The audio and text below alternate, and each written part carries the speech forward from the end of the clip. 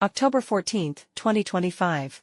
The U.S. government announced that seized about Chenji 127,271 bitcoins, valued up to $15 billion. The U.S. Department of Justice said.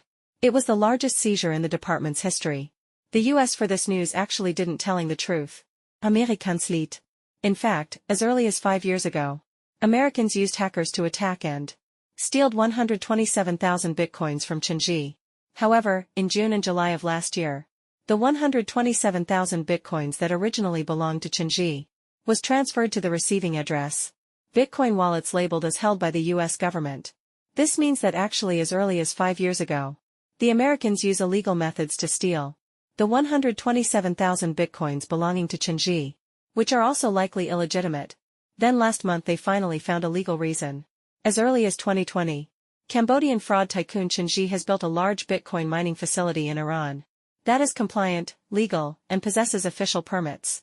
This is the well-known Lubian mining pool. Lubian mining pool is at its peak. Once controlled the global Bitcoin, nearly 6% of computing power. This mining pool is an important part of the Chenji money laundering network. Simply said, Chenji invested the illicit proceeds obtained through fraud into his self-operated Bitcoin mining operations, using new Bitcoins produced by mining to launder illegal assets. Late December 2020. Lubian reports were attacked by hacker. A lot of Bitcoins were abandoned. According to data on the chain, Lubian in December 2020 was transferred by hackers. 127,271 Bitcoins. Valued at the time was approximately $3.5 billion. The massive amount of Bitcoin stolen by hackers made it temporarily the largest Bitcoin theft case in history. The reason why this attack was successful was that there was a fatal flaw in Lubian mining pool's own security system.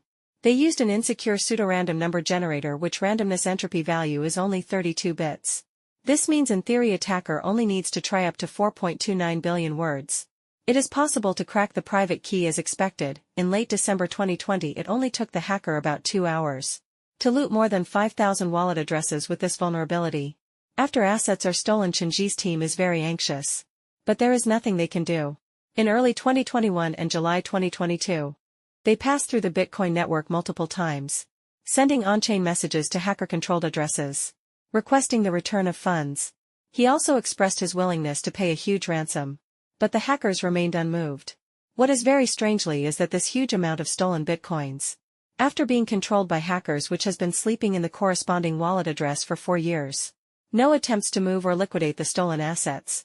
The above are all news facts publicly reported by media in various countries. First, such large-scale attacks exploiting cryptographic weaknesses and system vulnerabilities require substantial technical expertise and significant resources. It is impossible for ordinary hackers to complete it independently. This in itself is a typical behavioral characteristic of a state-level hacker organization. Secondly, this huge sum of money was worth $3.5 billion at the time. After hackers stole it, there has been no movement for 4 years. This is completely inconsistent with the typical behavioral pattern of criminals who are eager to monetize stolen funds for profit. This exceptional patience and discipline aligns more with a state actor's strategy of strategic latency, employed to evade detection, while awaiting opportune legal and political circumstances. June 2024. This huge amount of Bitcoin, which had been dormant for nearly 4 years, was suddenly activated and transferred to a new batch of Bitcoin wallet addresses. The key point is that professional blockchain analysis platforms tag these final recipient wallet addresses as U.S. government-owned. This means that by June 2024, Chenji 127,000 Bitcoin assets has been clearly controlled by the U.S. government on the chain. Not only that, blockchain experts have also determined through technical comparisons that the Bitcoin stolen by Chenji 5 years ago and the Bitcoin confiscated by the U.S. government last month are the same amount of money. In addition to the highly consistent quantity. In an indictment last month by the U.S. Department of Justice, 25 wallet addresses listed.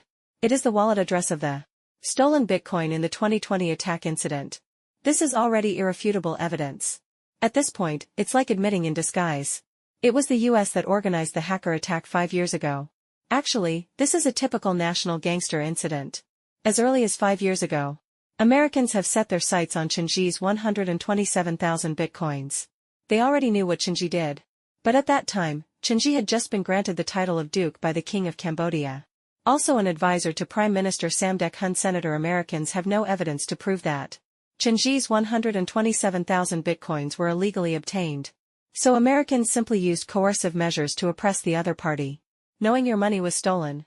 So the Americans just steal your money. You are unable to express your discomfort. Like a dumb person tasting bitter herbs. Dared to speak out, 5 years ago.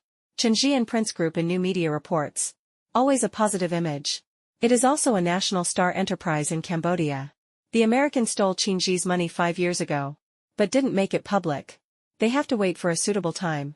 Finally waited until Chen Ji fell. Then announced that it would be confiscated. In fact, this money has already been in the American pocket. It's just that it wasn't taken clean. It needed legal reasons to whitewash that money. After all, the United States is indeed short of money now. This reminds me of Zhao Chongping, who had a huge sum of $7.2 billion confiscated by the U.S. 2 years ago. 10 days after Chen Ji was announced by the U.S. Department of Justice to have confiscated $15 billion worth of Bitcoin. On October 24, 2025, Zhao Chongping was pardoned by U.S. President Trump. This means that Zhao Chongping is not guilty. But how do you explain the fine you paid before? Zhao Chongping definitely wouldn't dare to mention this matter. That is to say, a mute cannot tell the pain of eating Coptis chinensis. Okay, let's end today's story here.